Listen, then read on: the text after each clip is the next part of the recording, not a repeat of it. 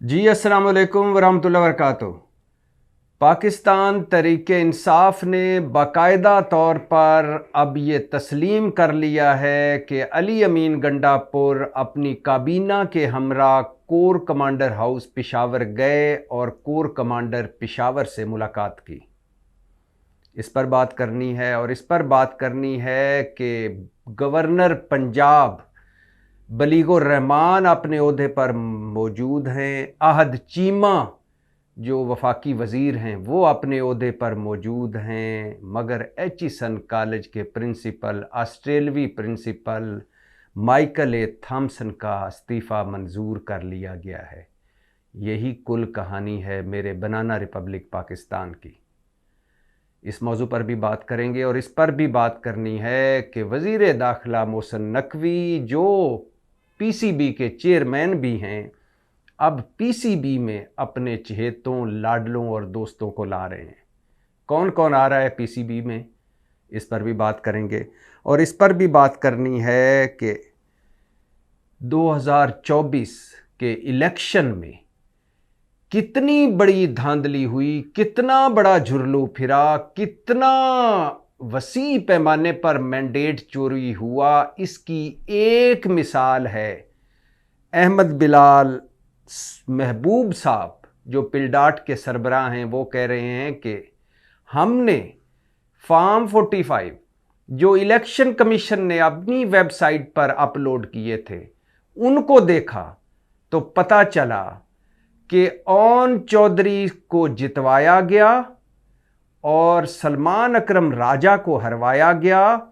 और इस तरह जितवाया गया, इस तरह धांधली करके, दिन दिहाड़े धांधली करके और सफ़ेद धांधली करके, चिट्टी धांधली करके इस तरह जितवाया गया कि सलमान अकरम राजा के 56,000 वोट गिनती से ही निकाल दिए गए।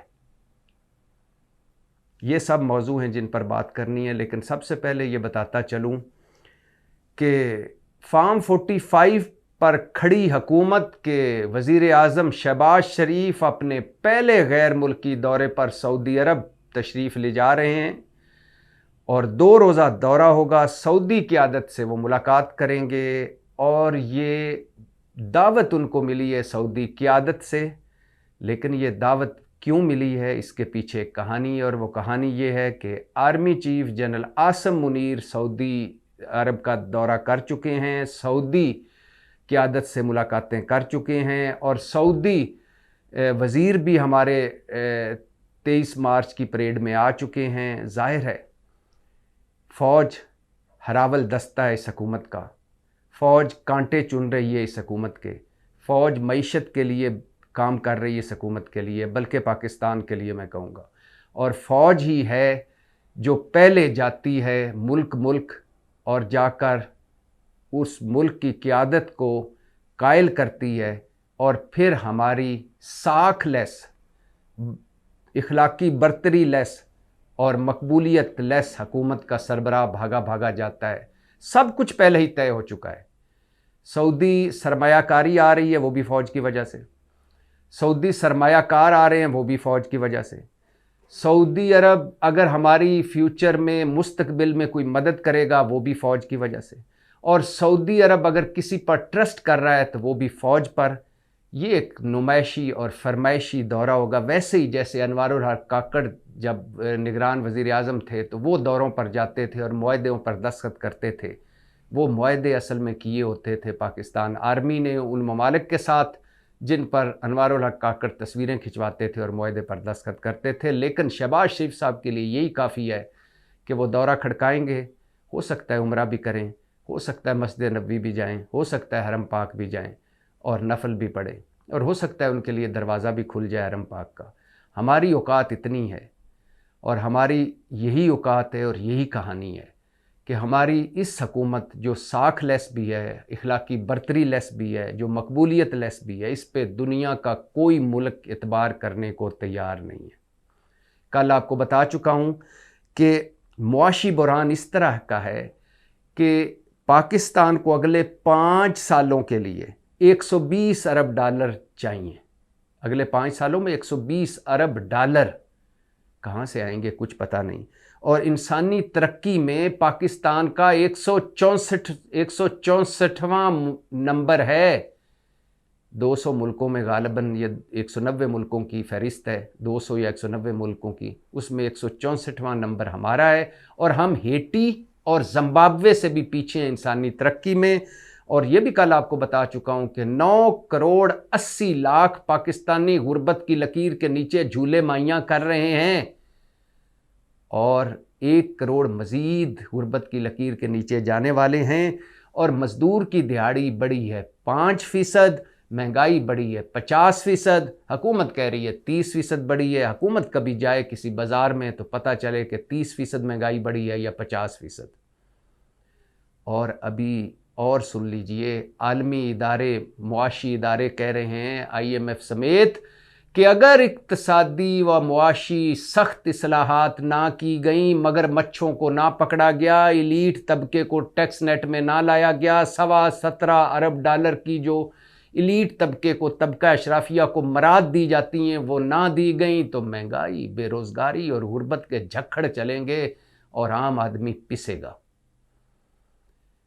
यही वो इशू है, एक ये और एक मैंडेट चोरी। दोनों बता चुका हूँ। मैंडेट चोरी जिस तरह हुई है, एक हलके का बताया, हर हलके की यही कहानी है। महमूद खान KP के साबिक वज़ीर आला, जिनके जाने पर इमरान खान को दुख हुआ, पार्टी छोड़ने पर इमरान खान को दुख हुआ, वो कह रहे हैं कि मेरा लीडर कल भी इमरान खान था, आज भी इमरान खान है और कल भी इमरान खान रहेगा। और वो कह रहे हैं कि मुझे भी फॉर्म 47 की ऑफ़र हुई थी, मतलब जाली तौर पर जितवाने की ऑफ़र हुई थी, मगर मैंने इनकार कर दिया।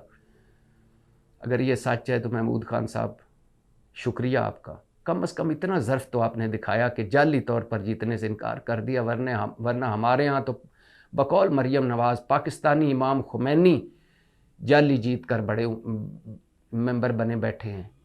और अगर फॉर्म 45 खुल जाए तो हम पाकिस्तान का इमाम खुमैनी नवाज शरीफ हार जाए। बड़े बड़े ये ज़र्फ ना दिखा सके कि वो कहते कि नहीं हम हार गए हैं।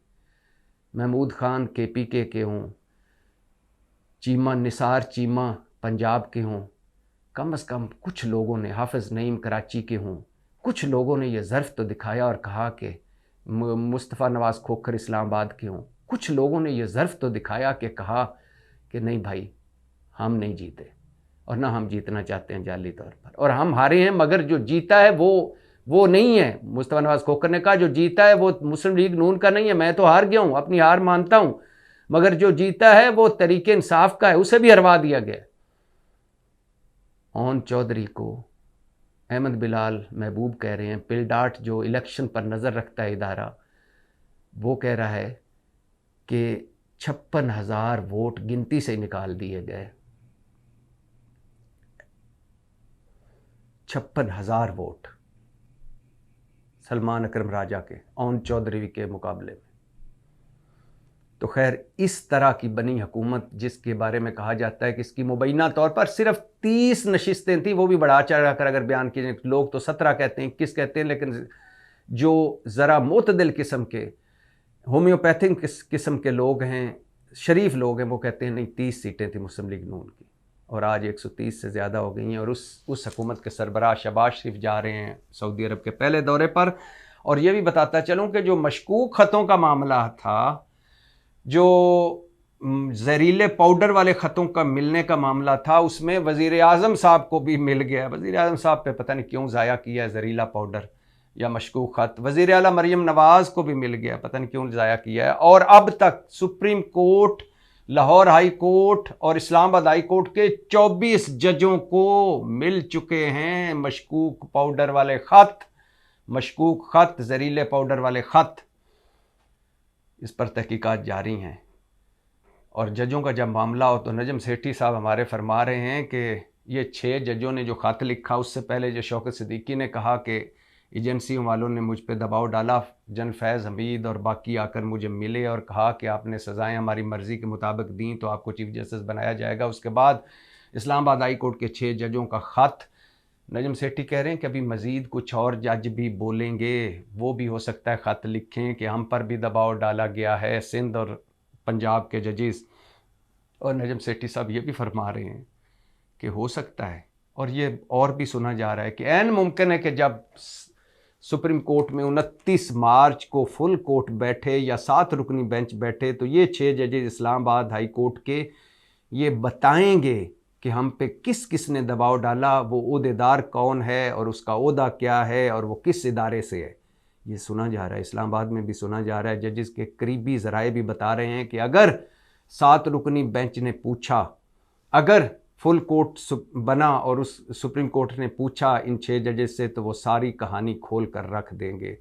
दुआ करें कहानी ना खुले, हम तो पहले ही नंगे हो चुके हैं, हर चीज़ नंगी हो चुकी है और कितना नंगा होना है हमने। तो जहाँ नंगेपन की बात हो, वहाँ जो नंगापन हुआ एचिसन कॉलेज में, उसकी बात कर लेते हैं। एचिसन कॉलेज के ऑस्ट्रेलवी प्रिंसिपल माइकल ए थॉमसन का ख़त मंजर आम पर आया जिसने थरथल्ली मचा दी। और अगर कोई महज़्ज़ब मुआशरा होता, अगर कोई जमहूरी मुआशरा होता, आइन कानून इखलाकियात असूल और मंतक वाला मुआशरा होता, तो अब तक पूरा मुल्क सड़कों पर होता और अब तक पूरा मुल्क ऑस्ट्रेलवी प्रिंसिपल माइकल थॉमसन से माफ़ी मांग चुका होता, उनको मजबूर कर चुका होता कि आप अपने ओहदे पर मौजूद रहें। गवर्नर पंजाब जा चुका होता, आध चीमा घर पहुंच चुका होता। लेकिन यहाँ उल्टी गंगा बह रही है बनाना रिपब्लिक पाकिस्तान में। इसी वजह से ना कोई बाहर का कोई शरीफ आदमी इधर आता है, ना हम पर कोई ट्रस्ट करता है, और हम बाहर की दुनिया में बददियानत, बदअहद, 2 नंबर, भिकारी, फ्रॉडी, चतर चलाक मशहूर है। और हमारे इमेज का हाल ये है कि इंसानी तरक्की में अभी बताया कि हेटी और जिम्बाब्वे के पीछे हैं और बदतरीन पासपोर्ट्स की फहरिस्त में नीचे से 4थे नंबर पर है। उम्रों और हज्जों के हवाले से भी नंबर 1 पर, 2 नंबरी के हवाले से भी हम नंबर 1 पर। तो ऑस्ट्रेलवी प्रिंसिपल माइकल ए थॉमसन का इस्तीफा मंजूर कर लिया गया है। आमना कामरान जो उनके बाद सीनियर थी, उनको कायम मकाम प्रिंसिपल का चार्ज दे दिया गया है। गवर्नर बलीगो रहमान अपने ओहदे पर मौजूद हैं, आहद चीमा मौजूद है, और ऑस्ट्रेलवी प्रिंसिपल जिसके बारे में बाबर अली, जो 90 साल से ज़्यादा उम्र है, जो जिनकी साख कमाल की, जो दयानत जिनकी कमाल की, जो पाकिस्तान के बड़े अमीर लोगों में से एक, इंडस्ट्री वाले लोगों में से एक, जिन्होंने पूरी उम्र पाकिस्तान की खिदमत की, जो बोर्ड ऑफ गवर्नर्स में शामिल थे एचिसन के, उनके मुताबिक मैंने अपनी पूरी ज़िंदगी में ऑस्ट्रेलवी प्रिंसिपल माइकल ए थॉमसन जैसा इंसान नहीं देखा जिसने, और वो खुद भी एचिसन में पढ़े, बाबर अली 90 साल से ज़्यादा अब उनकी उम्र है। वो कह रहे हैं कि इसने एचिसन को ज़मीन से आसमान पर पहुंचा दिया था, और हमने, जिसने एचिसन को ज़मीन से आसमान पर पहुंचाया, हमने उसको वापस ऑस्ट्रेलिया पहुंचा दिया। उसने कहा क्या था? कहा यह था कि मैं आज चीमा के बच्चों की फ़ीस माफ़ नहीं कर सकता, वो पढ़ भी नहीं रहे, उनके नाम मैं रखूं कॉलेज में मौजूद, उनके नाम ना खारिज करूं, फिर उनकी फ़ीस माफ़ करूं, क्यों? मैं अपने कॉलेज में सियासत को कोई जगह नहीं दूंगा, अकरबा परवरी को कोई जगह नहीं दूंगा, नेपोटिज्म को कोई जगह नहीं दूंगा। लेकिन हमने कहा कि हम आपको यहाँ कोई जगह नहीं देंगे। वो वापस जा चुके हैं। बनाना रिपब्लिक पाकिस्तान कि इससे ज़्यादा शर्मनाक, अफसोसनाक, खौफनाक कहानी और क्या हो सकती है? क्या करें, हम जैसे रो ही सकते हैं, अब तो आंसू भी खुश्क हो गए। आगे आइए, जहाँ ये हर इदारा इसी तरह हमने बर्बाद कर दिया है। हर सरकारी इदारा, 200 सरकारी इदारे खसारे में हैं। कोई इदारा उठाएं, नीचे से एक बोना निकलता है जो बड़ी सी कुर्सी पर बैठा हुआ है। उस बोने की वाहिद क्वालिफिकेशन होती है कि वो माफिया के किसी बड़े से लिंक होता है, उसका रिश्तेदार होता है, चहेता होता है, लाडला होता है, या वफादार होता है, या नौकर होता है, या खादम होता है, या चाकर होता है। और इदारे बर्बाद होते जा रहे हैं, मुल्क बर्बाद हो गया। 76 सालों में हमने आधा मुल्क तोड़ दिया, कायदे आज़म का पाकिस्तान तोड़ दिया, कायदे आज़म का पाकिस्तान दफन कर दिया, और लाखों लोगों ने कुर्बानियाँ देकर जो सरजमीन हासिल की थी उसको हमने मखौलिस्तान बना दिया, कशकोलिस्तान बना दिया। इन्हीं बोनों ने, इन्हीं जीरे ब्लेडों ने, इन्हीं बनारसी ठगों ने हमें कहीं का नहीं छोड़ा। मोहसिन नकवी वज़ीर दाखिला भी हैं और चेयरमैन पाकिस्तान क्रिकेट बोर्ड भी हैं। पिछले दिनों सोशल मीडिया पर चली हुई थी, न्यूजीलैंड की टीम आ रही है पाकिस्तान में सीरीज़ खेलने। अल्लाह करे खैर वफ़ियत से आए और खैर वफ़ियत से चली जाए खेल कर। अच्छी बात है, खेल के मैदान आबाद होने चाहिए। लेकिन पिछले दिन सोशल मीडिया पर एक मिज़ाहिया मीम और मिज़ाहिया पोस्ट चल रही थी कि वज़ीर दाखिला मोहसिन नकवी ने PCB के चेयरमैन मोहसिन नकवी से मुलाकात की और पीसीबी के चेयरमैन मोहसिन नकवी को वजीर दाखिला मोहसिन नकवी ने ये यकीन दिलाया कि न्यूजीलैंड और पाकिस्तान की सीरीज़ में सिक्योरिटी के इंतजामात फुल प्रूफ होंगे, आप बेफिक्र रहें। और फिर पीसीबी के चेयरमैन मोहसिन नकवी ने वजीर दाखिला मोहसिन नकवी को का शुक्रिया अदा किया कि आपने इतने फुल प्रूफ इंतजामात किए हैं और मैं इत्मीनान का इजहार करता हूँ। मोहसिन नकवी साहब पीसीबी में आए हैं और आप सुना है कि उनके दोस्त और उनके जब वो निगरान वज़ीर आला पंजाब थे आमिर मीर उनके वज़ीर इत्तलात भी आ रहे हैं, सुना है, क्योंकि आलिया रशीद जो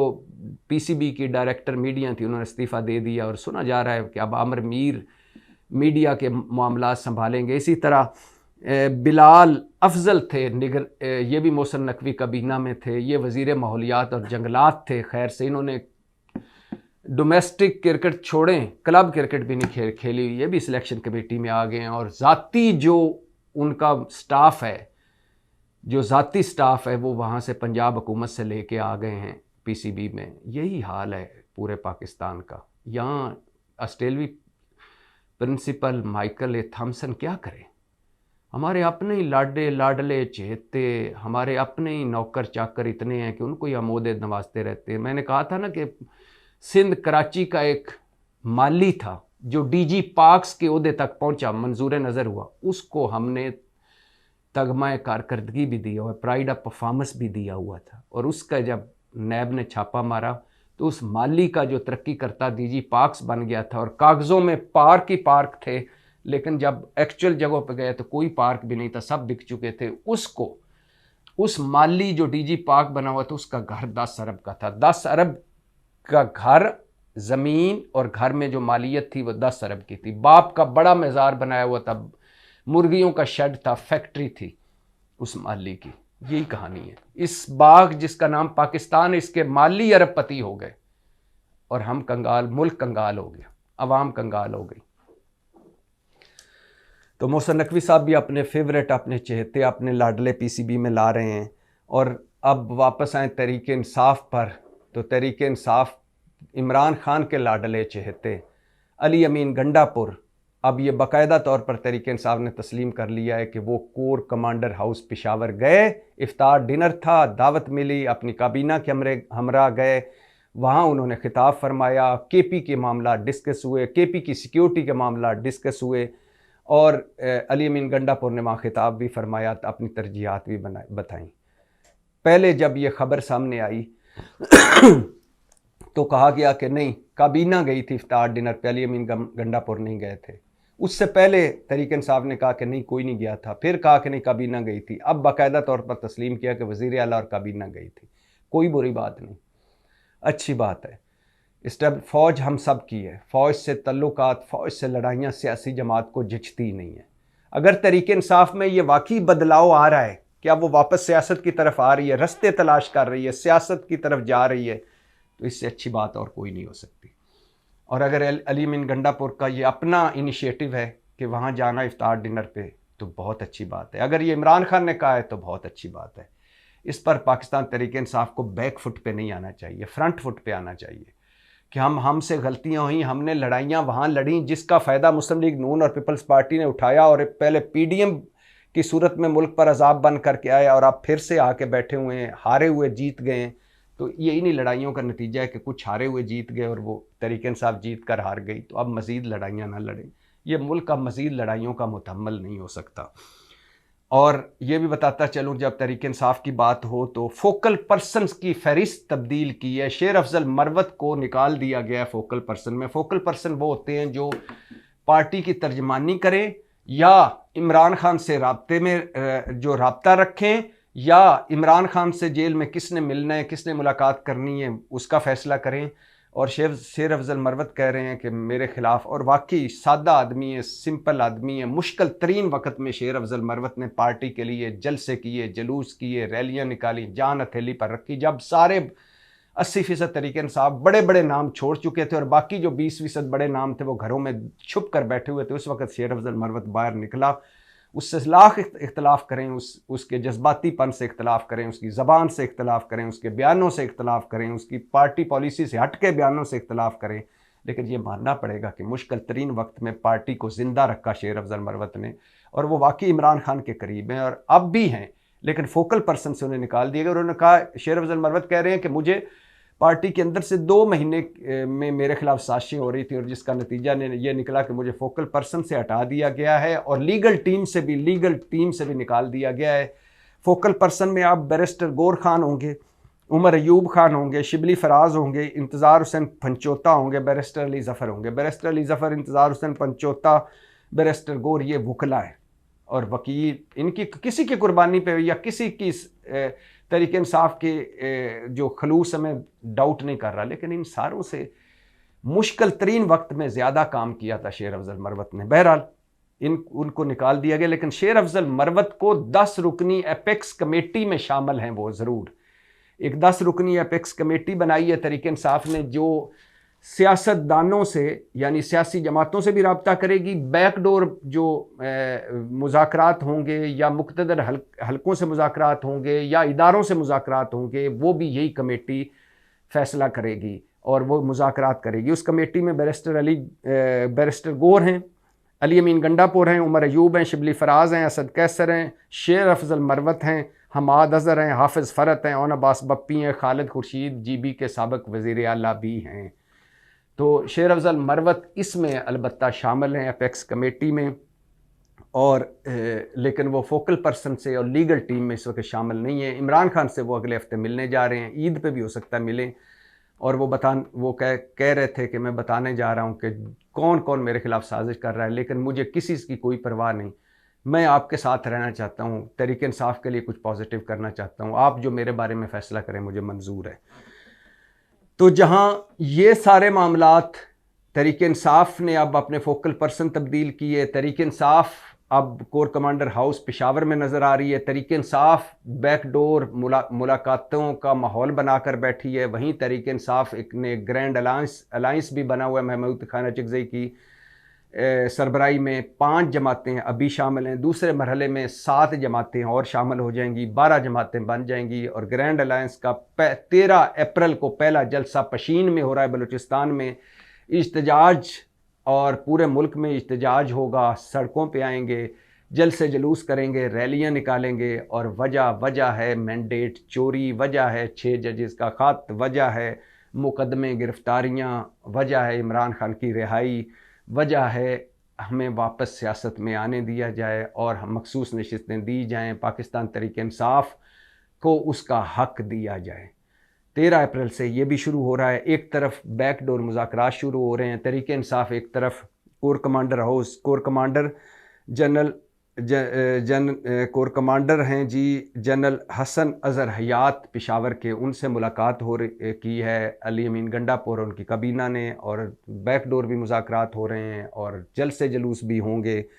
और इसी जहाँ ये मुल्क की सारी सिचुएशन है अंदरूनी तौर पर भी, और इस वक्त गार्डियन अखबार वहाँ बैरूनी तौर पर, एक तो मैकडोनल्ड का जिक्र ज़रूर करूँगा, बर्गर चेन मैकडोनल्ड, अरबों का नुकसान हुआ है मुसलमान मुल्कों में मैकडोनल्ड को, और ये नुकसान हुआ है आम आदमी की वजह से, जिसके दिल फ़लस्तीन के साथ धड़कते हैं, फ़लस्तीन के जिसके बच्चों और ख़वातीन और बूढ़ों की नस्ल कुशी पर जिसने मैकडोनल्ड का बाइकआउट किया। और बाइकआउट क्यों किया? क्योंकि मैकडोनल्ड ने मुफ्त खाना तकसीम किया था इसराइली फ़ौजियों में, और मैकडोनल्ड का बाइकाट हुआ तो मैकडोनल्ड ने मजबूर होकर अरबों का नुकसान करवाकर अब उस इसराइली कंपनी से अपने रेस्टोरेंट वापस लेने का ऐलान किया है जिसने मुफ्त खाना तकसीम किया था। कितनी बड़ी ताकत है ये बाइकाट। और यकीन करें, अगर सिर्फ 55-56 मुल्क जो मुसलमान मुल्क हैं उनकी हुकूमतें और अवाम मिलकर बाइकाट कर लेते, इसराइल का सफारती बाइकाट और तिजारती बाइकाट ही, सिर्फ सफारती और तिजारती बाइकाट कर लेते, और उनकी मसनूआत का बाइकाट हो जाता है, इसराइली और अमरीकी मसनूआत और सफारती और तिजारती बाइकाट हो जाता, तो अब तक फ़लस्तीन में बमबारी ख़त्म हो चुकी होती, जंग ख़त्म हो चुकी होती। लेकिन सिर्फ आवाम ने जो अपने तौर पर बाइकाट किया, उससे मजबूर होकर, अरबों के नुकसान से मजबूर होकर, अरबों रुपए के नुकसान से मजबूर होकर मैकडोनल्ड ने यह फ़ैसला किया है कि वो वापस ले रहा है उस कंपनी से अपने रेस्टोरेंट्स, मैकडोनल्ड चेन के रेस्टोरेंट्स, जिसने इसराइली फ़ौजियों में मुफ्त खाना तकसीम किया था।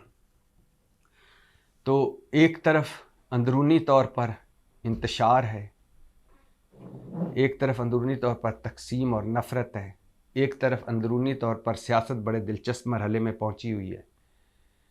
बैकडोर राब्ते हो रहे हैं, फ्रंट फुट पे इhtजाज होने की तैयारियां हो रही हैं, जजेस को खतूत मिल रहे हैं मशकूक, जजेस ने ख़त लिखे हुए हैं और जजेस ख़त लिख सकते हैं, सुप्रीम कोर्ट में फुल कोर्ट बना हुआ है, इलेक्शन कमीशन चुप करके मुल्क को बहरानों में धकेल कर चुप करके बैठा हुआ है, इलेक्शन ट्रिब्यूनल्स काम नहीं कर रहे, धांधली वाला मामला हल नहीं हो पा रहा, नफ़रत और तकसीम बढ़ रही है। बैरूनी फ्रंट पर शहबाज शरीफ साहब सऊदी अरब पहुंच जा रहे हैं और तहरीक-ए-इंसाफ अपनी सफ़ों में बेहतरी पैदा कर रही है, तहरीक-ए-इंसाफ सियासत की तरफ वापस लौट रही है।